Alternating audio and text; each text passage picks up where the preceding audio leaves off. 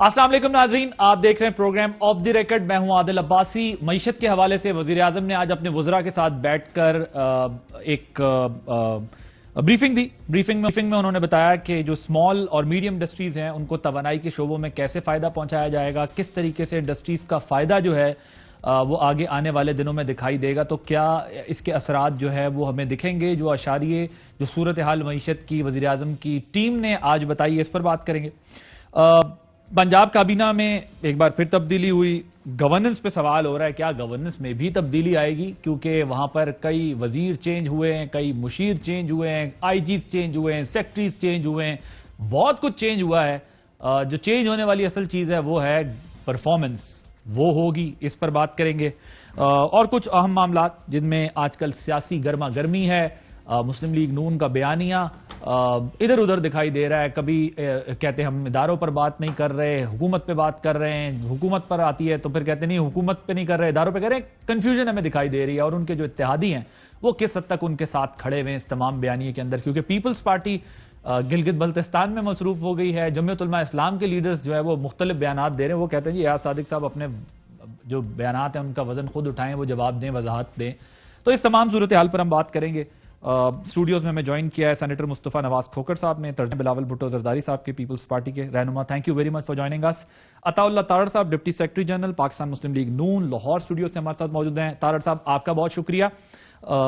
ہمایوں اختر صاحب سابق وفاقی وزیر صنعت و تجارت رہے ہیں، پاکستان تحریک انصاف کے رہنما، ہمارے ساتھ ویڈیو لنک کے ذریعے جو ہے وہ موجود ہیں. اور آج ظاہر ہے اکانومی کا بھی معاملہ ہے ذرا جو آج وزیر اعظم کی ٹیم نے بتایا. ذرا سنوائیے گا جی پرائم منسٹر نے کیا بات کی تھی. اسمال اور میڈیم انڈسٹری ہے، اس کے لیے جو بھی اضافی بجلی وہ استعمال کریں گے اس کو ہم اگلی 30 جون تک 50% کم ریٹ پہ بجلی دیں گے. 24 گھنٹے صنعت کو آف پیک آورز پہ بجلی دی جائے گی. پاکستان کی صنعت کے لیے ایسی قیمت ہو جو 25% پہلے سے کم ہو. بیرونی تجارتی خسارہ تھا 20 ارب ڈالر کا، اس کو گرا کر صفر کیا گیا. سارا سال اسٹیٹ بینک سے ٹکا بھی قرض نہیں لیا گیا.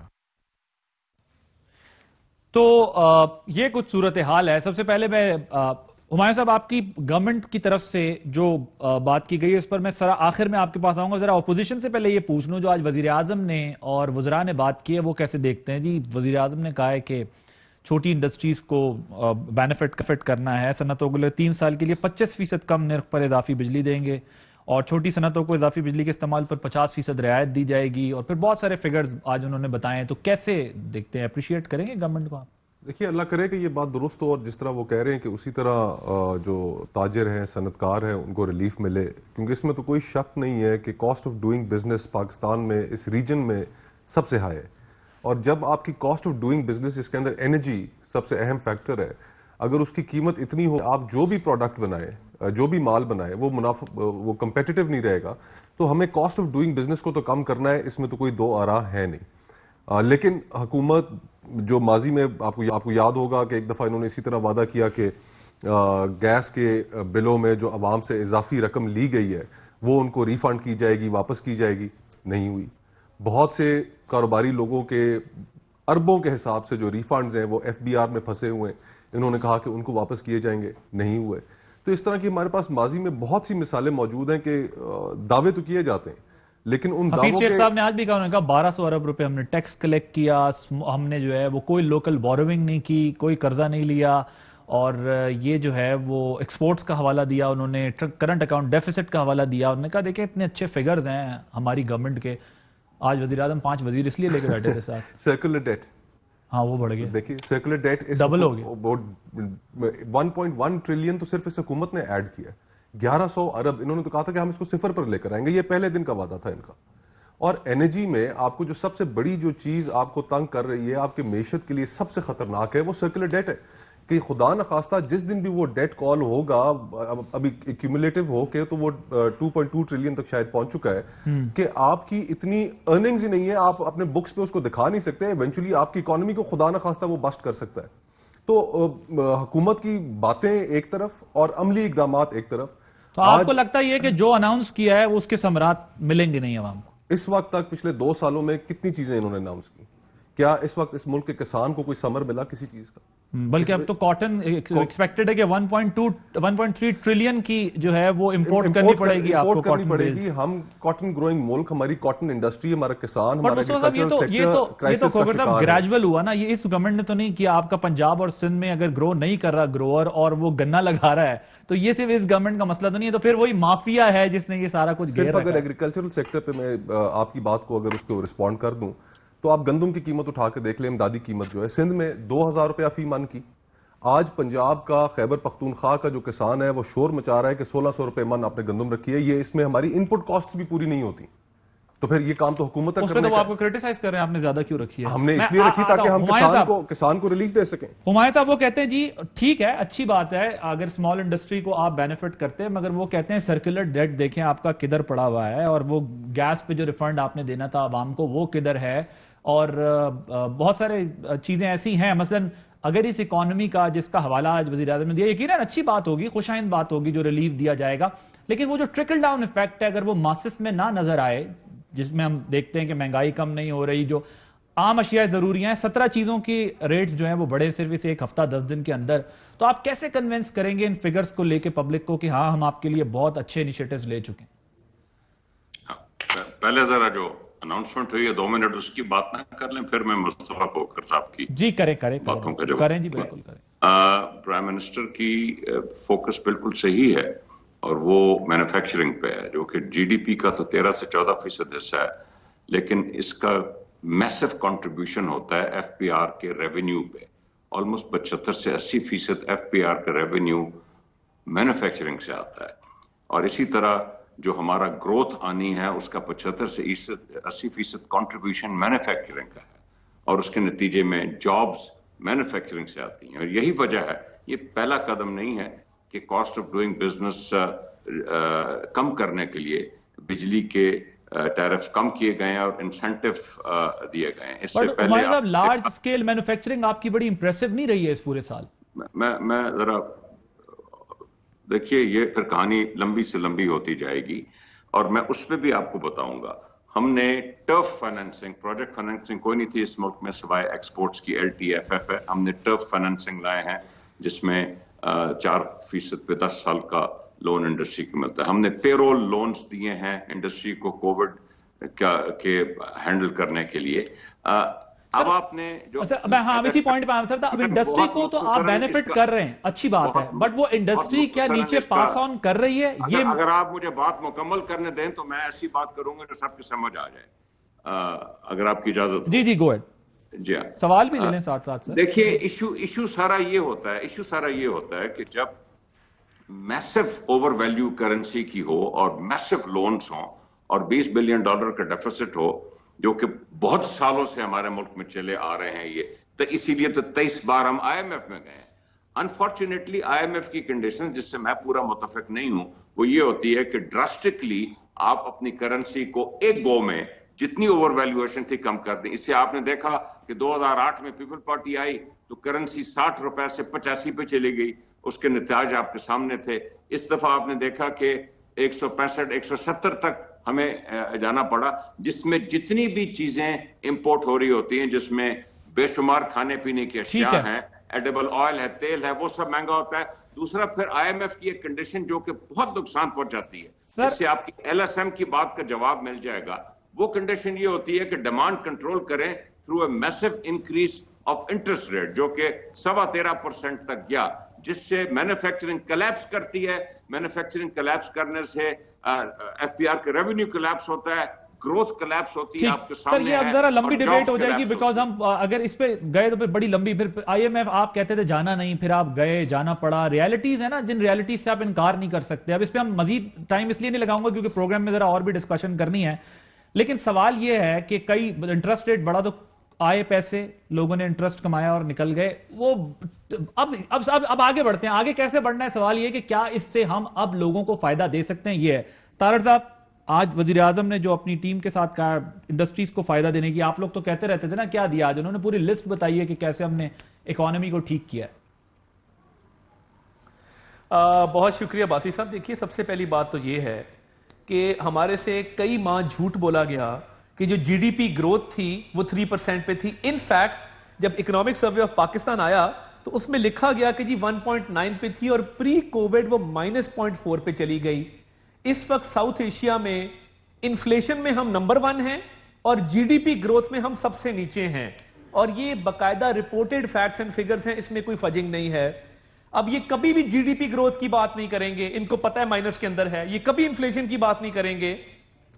مجھے یہ بتائیے کہ ہم نے 2013 میں جب گورنمنٹ سنبھالی تو 15 16 گھنٹے کی لوڈ شیڈنگ تھی مصطفیٰ بھائی کی اور حکومت یہ میں حفیظ پاشا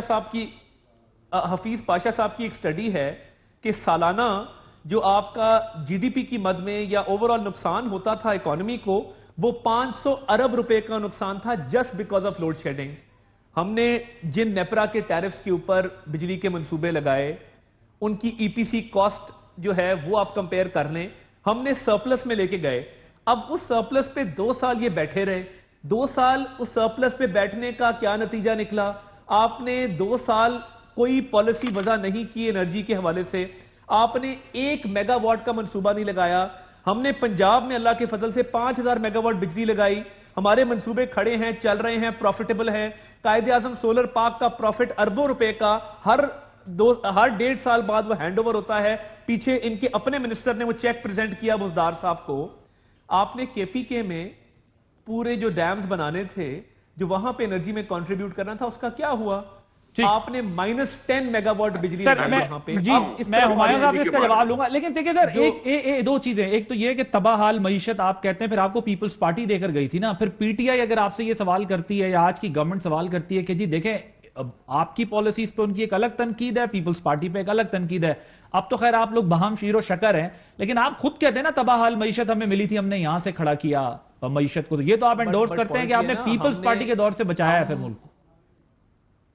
نہیں دیکھیے جو حالات تھے ایک جملے میں نا ٹائم کا نہیں, ہم پاکستان کو بہت بہتر کر کے چھوڑ کے گئے ہیں. ہماری G D P growth projected 36.4%. ہمارے صاحب میں نے پھر ڈسکشن آگے ٹاپک چینج کرنا ہے. ایک آخری بات سن لیں, ایک آخری بات سن لیں,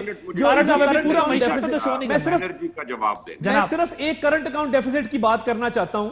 کرنٹ اکاؤنٹ ڈیفیسٹ پہ اتنا یہ شور مچایا جاتا ہے, را مٹیریل امپورٹ ہونا بند ہو گیا ہے, لارج سکیل مینوفیکچرنگ ڈکلائن پہ ہے, را مٹیریل نہیں آ رہا, سی پیک سلو ڈاؤن ہوا, تو یہ کوئی انہوں نے بہت معجزہ نہیں کیا. ون لائنر میں بریف کامنٹ سر, اس پہ بریف کامنٹ. ون لائنر تو نہیں, لیکن چلیں بریف کامنٹ کر دوں گا. دیکھیے 2 چیزیں کنٹریبیوٹ کرتی ہیں سرکولر ڈیٹ پہ. ایک جو ڈسٹریبیوشن کے ادارے ہیں اس میں کوئی بہتری آئی, جنریشن تو انہوں نے بہتر کی, کول بیسڈ جنریشن ایکسپینسو, کافی ایکسپینسو ڈیٹ تھا جو چائنا سے آیا تھا. سیکنڈلی ڈسٹریبیوشن سسٹم, ڈسکوز اور ٹرانسمیشن میں کسی قسم کا کوئی بہتری نہیں آئی, اور بگیسٹ لیکیج جو ہے 30% تک وہ ڈسکوز میں.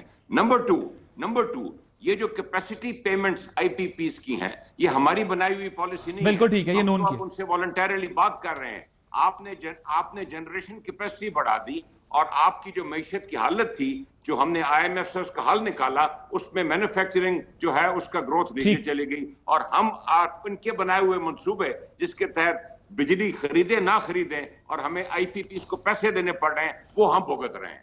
اوکے صحیح ہے. اب آپ گروتھ ریٹ کا سارا جو ذمہ ہے وہ ڈال رہے ہیں اس وجہ سے ہے کہ انہوں نے مہنگے معاہدے کیے ہوئے. اب اس پہ مزید ذرا ڈسکشن نہیں ہوگی. کیا تارڑ صاحب چلیں ون لائنر کہہ دیں, آپ کو اجازت دی. سر دیکھیں جو ہماری گروتھ تھی 5.8 پروجیکٹڈ ایٹ 6.4, میں تو جو ہم نے منصوبے لگائے اس کی ای پی سی کاسٹ سے لے کے نیپرا کے ٹیرف تک بات کرنے کو تیار ہوں. آپ دیکھ لیں ہم نے آدھے پہ لگایا ہے. آپ گدو کو کمپیئر کر لیں, آپ ہیلمور کو کمپیئر کر لیں, جو ہم نے منصوبے لگائے ہیں ان کے ساتھ آدھو آدھ کا فرق ہے. اور آئی پی پیز کی پالیسی آپ کیسے ریوائز کریں گے؟ آپ کے اپنے ندیم بابر صاحب کیبنٹ میں ہیں, رزاق داؤد صاحب کیبنٹ میں ہیں, آپ نے کیا ایکشن لیا؟ یہ تو خیر ڈیبیٹ نہیں ہے سر, یہ تو ڈیبیٹ نہیں ہے. اگر ان کے وزیر اس میں ہیں, ان کا کانفلکٹ آف انٹرسٹ ہے, تو کیوں نہیں کیے جا سکتے؟ اور آپ اگر مہنگے کر کے گئے تو یہ کوئی جسٹیفیکیشن تو نہیں ہے نا. آپ 1-2 سے تو کمپیئر نہیں کر سکتے. تو گورنمنٹ کر رہی ہے ڈیل ان کے ساتھ, آئی پی پی کے ساتھ. اس پہ یہ بڑی ٹیکنیکل اب ڈیبیٹ ہو گئی ہے, ذرا دوبارہ ایشوز کی طرف آتے ہیں. اچھا یہ بتائیے گا تارڑ صاحب, یہ ایاز صادق صاحب کا جو بیان ہے اس کا وزن تو کوئی اٹھا نہیں پا رہا. آپ کے یہاں کنفیوژن ہے, آدھے کچھ کہتے ہیں آدھے کچھ کہتے ہیں. یہ معاملہ ہے کیا؟ یہ غلطی ان سے ہوئی ہے نہیں ہوئی ہے؟ میرا خیال ہے کہ ایاز صادق کی ڈیبیٹ ہمیں 1 سال اور کنٹینیو کرنی ہوگی اگر پی ٹی آئی گورنمنٹ نے سروائیو کرنا ہے. حکومت تو کہہ رہی ہے ہم پیچھے نہیں ہٹنے والے ہیں. نہیں ایگزیکٹلی نا ان کو چاہیے ایک 1.5 سال اس کو کنٹینیو رکھیں ابھی، کیونکہ دیکھیے جو انہوں نے کہا وہ بالکل کلیئر تھا. انہوں نے وزیر خارجہ پہ تنقید کی اور ساتھ کہا کہ بھارت کی نہ جرت تھی نہ بھارت نے یہ کام کرنا تھا. اب انڈین چینلز نے اور انڈین میڈیا نے اس کو جو اینگل دیا وہی اینگل پی ٹی آئی کے ریپس نے پاکستانی چینل پہ بیٹھ کے دیا. ایاز صادق صاحب نے اس کا سیاق و سباق بھی بیان کر دیا. تو پھر اگر ایاز صادق صاحب والے کو اینگل دیا تو فواد چودھری صاحب والے کو بھی اینگل دیا یا نہیں؟ دیکھیے میں باسی صاحب میں ایک بات آن ریکارڈ کہہ چکا اور میں دوبارہ کہنا چاہتا ہوں، اور فواد چودھری صاحب کو سلام ہے کہ انہوں نے انڈین میڈیا پہ جا کے اس کا سیاق و سباق بھی کلیئر کیا اور ساتھ بتایا کہ یہ آپ آؤٹ آف کانٹیکسٹ اس کو کوٹ کر رہے ہیں. میرے نزدیک، اور یہ میری ذاتی رائے ہے، میرے نزدیک کوئی پاکستانی پولیٹیشین جو عوام میں جاتا ہے، جو پاکستان کی گلی محلوں میں جا کے عوام کا ووٹ لے کے آتا ہے، وہ غدار نہیں ہو سکتا. وہ انکمپیٹنٹ ہو سکتا ہے، وہ نااہل ہو سکتا ہے، وہ نالائق ہو سکتا ہے، وہ کچھ بھی ہو سکتا ہے. پاکستانی سیاستدان جو عوام میں سے آتا ہے وہ غدار نہیں ہوتا. آپ اس کی سٹیٹمنٹس کو ٹوسٹ کر لیں، آپ اس کو کوئی رنگ دے دیں، دیکھیے اس ڈیبیٹ کا کوئی اینڈ نہیں ہے. ٹھیک ہے، اوکے پوائنٹ ہے، صحیح ہے. یہاں پہ عمران خان کے ڈیبیٹ کا کوئی اینڈ نہیں ہے، حکومت اس کو بہت سنجیدہ لے رہی ہے. آپ کیا بھی پارٹی میں آدھے لوگ یہ کہتے ہیں نامناسب ہے، آدھے ذرا میں سنوا دیتا ہوں نا آپ کو، جو کہہ رہے ہیں نامناسب ہے، کچھ کہتے ہیں کہ جی ہم کھڑے ہوئے بیان کے ساتھ. میں ایاز صادق کے بیان کو انڈورس کرتا ہوں، میں مذمت نہیں کرتا اس کی. حکومتی ٹولہ جو ہے اس نے اس بیان کو مس انٹرپریٹ کر کے یہ تصرف آ رہا ہے اس نے، اور اس کے بعد اس کو انڈیا نے اٹھایا ہے، اور ان کا مقصد، بنیادی مقصد یہی ہے کہ اپوزیشن اور اداروں کو لڑائیں. یہ انڈورس کر رہے ہیں اور جو جان چھڑا رہے ہیں ذرا وہ سنیے. ایاز صادق صاحب کو یہ بات سٹینڈ الون کرنی چاہیے تھی، تو میں اس سے اتفاق نہیں کرتا. پہلے دن جب یہ ایاز صادق صاحب کا بیان سنا اسمبلی میں، مجھے کوئی خوشی نہیں ہوئی، مجھے بڑی حیرت بھی ہوئی اور افسوس بھی ہوا کہ کیا بیان دیا. ایاز صادق صاحب کے بیان کو میں سمجھتا ہوں کہ نہیں درست. تو ایک طرف تو یہ مسلم لیگ نون کا حال ہے، ذرا جمعیت علماء اسلام اس پر کیا رائے رکھتی ہے وہ بھی سنوائیں جی. اتحادی ہیں P D M. Ayaz Sadiq نے جو بھی کہا قومی اسمبلی میں، آپ اسے اتفاق کرتے ہیں یا اسے اختلاف کرتے ہیں؟ میں تو سمجھتا ہوں کہ اس سے بھی کچھ آگے جا کر ہمیں اتفاق کرنا چاہیے، یہ ذرا کم ہے تھوڑا سا. مولانا صاحب کہہ رہے ہیں اس سے بھی آگے چلے جانا چاہیے. غفور حیدری صاحب کیا کہہ رہے ہیں، سنیے جی. ایاز صادق نے جو بیان دیا ہے، پارٹی پالیسی ہے یا ذاتی بیان ہے، اس کی وضاحت اس نے خود کرنی ہے. لیکن سوال یہ ہے اگر کسی کا مثبت کردار نہیں، بہتر نہیں تھا معافی مانگ لیتے، آگے بڑھتے، کہتے جی بس ہو گیا، غلط بیان دے دیا، غلطی ہو گئی، آگے بڑھتے ہیں. کنفیوژن ہی کنفیوژن ہے. آدھے کہتے ہیں ڈٹے رہیں گے، آدھے کہیں گے کھڑے رہیں گے. پیپلز پارٹی تو ویسے ہی کہہ رہی ہے نام نہیں لینے چاہیے. چلیں اگر ہم یہ سمجھتے ہیں، اس کے اوپر آرگومنٹ بلڈ کرتے ہیں کہ ان کا بیان غلط تھا، تو اگر بیان غلط تھا تو پھر بھی غدار تو وہ نہیں ہے. یہ ہم جو ہمارے معاشرے کے اندر یہ جو غدار اور کافر قرار دینے والی بحث ہے، اس سے کیا ہم نے کم نقصان اٹھایا ہے؟ ہمارے ہاں لوگوں کی شہادتیں ہوئی ہیں، لوگوں کو صرف غلط الزامات لگا کر ان کو کافر قرار دیا اور لوگوں نے انہیں قانون ہاتھ میں لیا اور مار دیا. اسی طرح ہم لوگوں کو غدار، ہم پچھلی 70 سال کی ہماری تاریخ ہے، اس میں ہم نے محترمہ فاطمہ جناح کو، بانی پاکستان کی بہن کو ہم غدار قرار دے چکے ہیں. حسین شہید سہروردی صاحب کو، شہید بی بی کو سیکیورٹی رسک قرار دے چکے ہیں. تو اس سے سیاست میں صرف تلخیاں پیدا ہوتی ہیں. ہمیں یہ بات ایکسیپٹ کرنی چاہیے کہ ہم ایک دوسرے کے سیاسی مخالف ضرور ہیں، لیکن ہم سیاسی دشمن نہیں ہیں.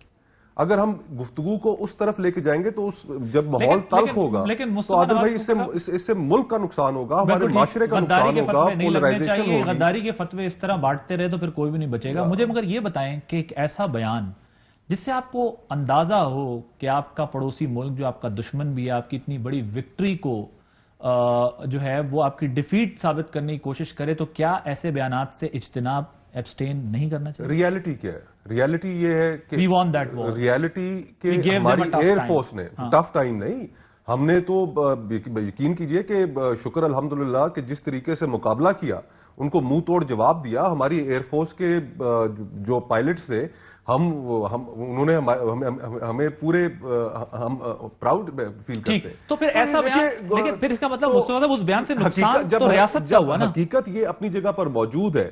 تو دوسری طرف اگر کوئی ایک بیان آیا ہے، اس بیان پہ اگر آپ انہیں غدار ڈکلیئر کرنا چاہتے ہیں، غداری کو ابھی ایک طرف کر دیں، غداری پہ تو ہماری ڈسکشن ہو گئی نا، لیکن اس بیان سے اگر آپ کی وکٹری کو آپ کا دشمن جو ہے وہ آپ کی ڈیفیٹ ثابت کرنے کی کوشش کرے تو کیا یہ ڈیمیج نہیں ہوا اسٹیٹ کو؟ میرے خیال سے فواد نے جو کئی دفعہ آؤٹ آف دا وے جا کے اچھی پوزیشنز، سیم پوزیشنز لیتا ہے، اور اس نے انڈین ٹی وی چینل کے اوپر جا کے جو اس نے کہا کہ ہم اپنی ڈرٹی لانڈری وہاں پر کیوں دیں، اور ان کو کیوں ہم کہ جو یہاں پر انڈیا کے ہم سارا ہماری پارلیمنٹ کو بھی کوئی رسپانسبلٹی لینی چاہیے یا نہیں؟ صرف بات انڈین میڈیا کی نہیں ہے، میں انڈین میڈیا پہ بیٹھ کے پاکستان کو ڈیفینڈ کر کے آ جاؤں، لیکن اگر اپنے ٹاک شو میں بیٹھ کر میں پاکستان کے جو مفادات ہیں اس کی ایسی کی تیسی پھیر دوں تو کیا ڈز اٹ میک سینس؟ دوسری بات مجھے یہ بتا دیں کہ فورن منسٹر تو پاکستان کے تھے نا، بے شک پی ٹی آئی کے وہ ممبر ضرور ہیں، لیکن ان کے ماتھے کا پسینہ یا ان کی ٹانگیں کانپنا بھی کیا دنیا کو یہ پیغام نہیں دیتا کہ ہم ڈر گئے تھے؟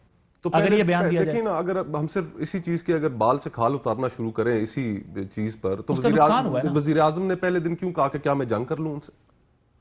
میں نے کہا دیکھیں آپ اپنے دشمن کے سامنے کبھی اپنے کارڈ اس طرح رکھتے ہیں تو غلط بات تو نہیں کی نا؟ نہیں، میں غلط بات تو نہیں کی وزیر اعظم، ڈفرنٹ پوائنٹس آف ویو، آپ اس طرح کی بات نہیں آپ کہتے ہیں کہ جنگ کرنی چاہیے، پھر میں تو دیکھیں انڈیا سے جنگ کرنی چاہیے، پرسنلی میں کشمیر، سانحہ کشمیر، سقوط کشمیر جو ہوا ہے، 70 سال سے ہم اس قوم کو ایک تبلیغ کرتے آ رہے ہیں، کشمیر ہماری شہر آ گئے، اور پھر جس وقت وہ ہوا اس کے بعد سے ہم نے 2 سال گزر گئے، 5 اگست کے بعد سے ہم نے کیا کیا جی؟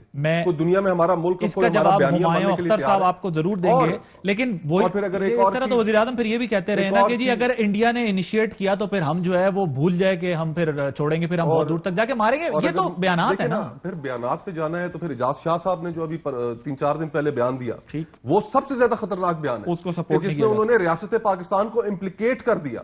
تو بہت سی ایسی ہمایوں اختر صاحب وہ کہتے ہیں بیانات کے اوپر اگر گئے تو پھر بیانات ہی چلتے رہیں گے، پھر تو کام بڑا خراب ہو جائے گا۔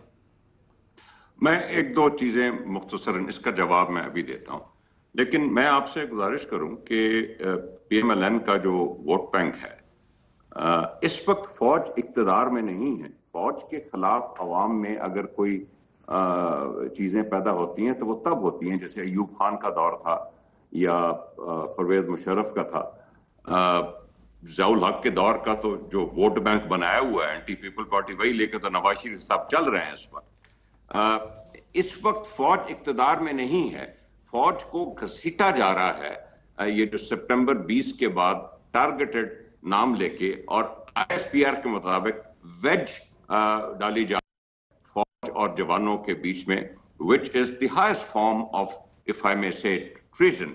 اب جو بیانیہ ہے، اب جو ایاز صادق صاحب یا ناسمجھی میں کہہ گئے ہیں لیکن انہوں نے بیک ٹریک تو نہیں کیا، میں پی ایم ایل این بہتر جانتی ہوگی اپنے ووٹ بینک کے بارے میں، لیکن میری نظر میں، میری ناقص رائے میں، پی ایم ایل این کا جو ووٹ بینک ہے وہ اس بیانیے سے ڈیمیج ہو رہا ہے۔ اس بیانیے کی عوام میں کسی قسم کی کوئی ٹریکشن نہیں ہے، ان کے جو ڈیڈیکیٹڈ سپورٹرز ہیں، جو ان کی پارلیمنٹری پارٹی ہے، اس میں تو دڑاڑ نظر آ رہی ہے جیسے آپ نے بتایا، اس میں نیچے ووٹر میں ان کو ڈیمیج ہو رہا ہے اور ان کو معلوم ہے میری نظر میں یہ۔ آپ دوسرا سوال جو کھوکر صاحب نے، نون لیگ تقسیم ہو رہی ہے آپ کے خیال میں؟ آپ کہہ رہے ہیں کہ اس بیانیے سے نقصان ہو رہا ہے، تقسیم ہو رہی ہے Noon League. Well in any case دیکھیے، ایک بات ہم جتنی بھی چھپائیں نہ چھپائیں، پی ایم ایل این میں اس وقت ایک میسو لیڈرشپ بیٹل ہے، سب کو معلوم ہے وہ لیڈرشپ بیٹل شہباز شریف اور ان کا خاندان اور مریم نواز، شہباز شریف اور ان کا خاندان ہے، یہ لیڈرشپ بیٹل ہے۔ آپ عدالتوں میں جا کے جتنی جفیاں ماریں، یہ لیڈرشپ بیٹل ہے اور یہ اپنے کسی نہ کسی نتیجے بریک لیتے ہیں، بریک کے بعد جب واپس آئیں گے تو ذرا آپ سے پوچھیں گے کہ بھائی یہ لیڈرشپ بیٹل چل رہی ہے پارٹی کے اندر یا نہیں آفٹر دس بریک۔ جی ویلکم بیک۔ تارڑ صاحب، آپ کی پارٹی میں اتنی مختلف آرا کیوں ہے اس بیان کی وجہ سے؟ دیکھیے، سب سے پہلی بات تو یہ ہے کہ ہماری پارلیمنٹری پارٹی 86 ممبر ہمارے نیشنل اسمبلی کے ہیں، پھر کوئی 161 ہیں، ہم نے 5 لوگ یہاں نکالے تھے پنجاب سے، تو اس حوالے سے ابھی تک کوئی ایسا وائس سامنے نہیں آیا جس نے کوئی بہت زیادہ اس کو کنڈیم کیا ہو۔ 1-2 لوگوں نے ضرور کہا کہ جی ہم اس کو انڈورس نہیں کرتے، بٹ کوئی کانڈیمنیشن، قادر بلوچ صاحب، ثناء اللہ زہری صاحب، جنرل قیوم، قادر بلوچ صاحب، اور جو ان کا ایشو پارٹی کے لوگ ٹی وی پہ آگے کہ نامناسب ہے، نہیں کہنا چاہیے تھا، غلط ہو گیا، غلطی نہیں۔ دیکھیے، جو ایک تو سردار منصب ڈوگر کا بیان کوٹ کیا گیا وہ پارٹی میں ہے نہیں، جلیل شرک پوری صاحب پارٹی سے جا چکے ہیں، جو ثناء اللہ زہری صاحب اور قادر بلوچ صاحب کا ایشو تھا وہ ایشو ایمینیٹ کیا ان کی جو ایک دشمنی اور مخالفت ہے اختر مینگل صاحب کے ساتھ، وہ وہاں سے ایمینیٹ کیا، اور وہ ایشو تھا بالکل وہ ایگزسٹ بھی کرتا ہے، ان کا ایک قبائلی ایشو بھی تھا. بٹ ہیونگ سیڈ دیٹ میں یہ سمجھتا ہوں کہ لیکن آپ کو بلوچستان گورنمنٹ کا کیس کمزور نہیں ہو گیا جو آپ کہتے تھے گرانے کا؟ کیونکہ اس میں 2-3 فیکٹرز تھے نا. ایک تو بلوچستان گورنمنٹ گرانے میں مصطفیٰ کھوکھر صاحب کی پارٹی کا بھی کردار تھا، دوسرا یہ تھا کہ اختر مینگل صاحب جو آج آپ کے اتحادی ہیں آپ کی حکومت گرانے میں وہ بھی دوسری طرف تھے، مندوخیل صاحب بھی دوسری طرف تھے. تیسرا مسئلہ اس کے اندر یہ کہ جن ثناء اللہ زہری صاحب کی آپ حکومت کا کیس بلڈ کر رہے تھے وہ تو استعفیٰ دے کر گئے تھے خود کہ ہاں جی ٹھیک ہے میں ریزائن کرتا ہوں یہاں سے، اور اب وہ آپ سے ناراض بھی ہو گئے. کمزور نہیں ہو گیا طاہر صاحب کچھ؟ نہیں دیکھیے، جب ثناء اللہ زہری صاحب ایک تو دیکھیے پچھلے کافی عرصے سے وہ یہاں موجود نہیں ہیں، ایکٹیو پولیٹکس میں انہوں نے پارٹ نہیں لیا. وہ جب استعفیٰ دے کے گئے تھے وہ دبئی چلے گئے، اس کے بعد ان کا بہت کم یہاں پہ آنا ہوا ہے. ہم نے پوری تنظیم نو نئی کی، جمال شاہ کاکڑ ہمارے جنرل سیکرٹری ہیں، انہوں نے پورے ڈسٹرکٹ وائز سارا معاملہ آگے چلا. بٹ پوائنٹ یہ ہے کہ جن حالات میں انہوں نے استعفیٰ دیا وہ سب کے سامنے ہے. استعفیٰ نہیں دیتے، ڈٹ جاتے تو دیا نہیں تھا. نہیں ڈٹ جاتے، کہتے میں زبردستی استعفیٰ نہیں دوں گا. دیکھیے اس کا نتیجہ یہ ہوتا کہ نو کانفیڈنس آ جاتی، پھر وہ فارغ ہو جاتے. ون وے اور دی ادر ان کو گھر جانا پڑنا تھا، پتہ چلتا ان کو گھر جانا پڑنا تھا. بٹ اور ووٹ آف نو کانفیڈنس میں دونوں تھے نا دوسری طرف. بٹ دیکھیے دونوں ایونچویلٹیز میں بات یہ ہے کہ وہ ایک الیکٹڈ چیف منسٹر تھے.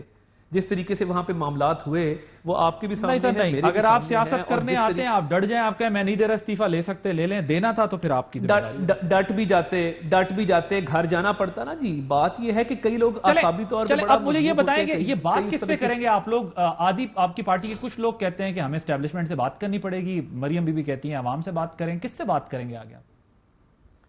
At the end of the day جو اس دن شاید حقان عباسی صاحب نے بات کی، دیکھیے اینڈ آف دا ڈے بات چیت سے ہی معاملات میں حل ہونا ہے. ہماری دو ڈیمانڈز ہیں، میں عرض کرتا ہوں ہماری 2 ڈیمانڈز ہیں. ایک تو یہ جو سلیکٹڈ گورنمنٹ ہے جو انہوں نے تباہی کی ہے، جس طریقے سے آئے ان کو گھر بھیجا جائے اور فری فریش اور ٹرانسپیرنٹ الیکشن کروائے جائیں. پھر جو بھی اسٹیک ہولڈرز ہیں، میری تو یہ رائے ہے تمام اسٹیک ہولڈرز کو، وہ چاہے اسٹیبلشمنٹ ہو جوڈیشری ہو، ایک دفعہ سب کو ایک ٹیبل پہ بیٹھنا ہوگا at the end of the day. ٹھیک ہے، اور کوئی معاملات کو اور اس ملک کی سمت کو طے کرنا ہوگا. مریم صاحبہ تو کہتی ہیں کہ آپ کسی ادارے سے بات ہی نہیں ہوگی، ہم تو بات کریں گے عوام سے. نہیں، ہم تو سارٹ پڑے عوام کے پاس جا رہے ہیں. ہمارا ایک منٹ ٹھہرے، میں ذرا آپ کو سنواتا ہوں نا. فیصلہ تو کر لیں، آواز جانا اور چیز ہے، ادھر جانا اور چیز. ڈائیلاگ کس سے ہوگا؟ پاکستان کے عوام سے. کیسے؟ جو اب ہم کرنے لگے. ڈائیلاگ شروع ہو چکا ہے. میاں صاحب نے جو بات کی ہے پاکستان، تبھی تو ان کی آواز بند کرتی گئی. اسما آپ حکومت سے بات نہیں کریں گے، آپ سٹیک ہولڈرز جو کس حکومت سے؟ میں تو اس کو حکومت سمجھتی نہیں. ادارے بہت محترم ہیں، مقدس ہیں، ان کو ایسا ہی رہنا چاہیے. ان کے تقدس پہ آنچ نہیں آنی چاہیے. یہ تو بات ہو گئی مریم بی بی کی، انہوں نے کہا عوام سے بات کریں گے، اب کسی ادارے سے کوئی بات نہیں ہوگی. ذرا لیڈرشپ آپ کی دوسری کیا کہہ رہی ہے سنیں.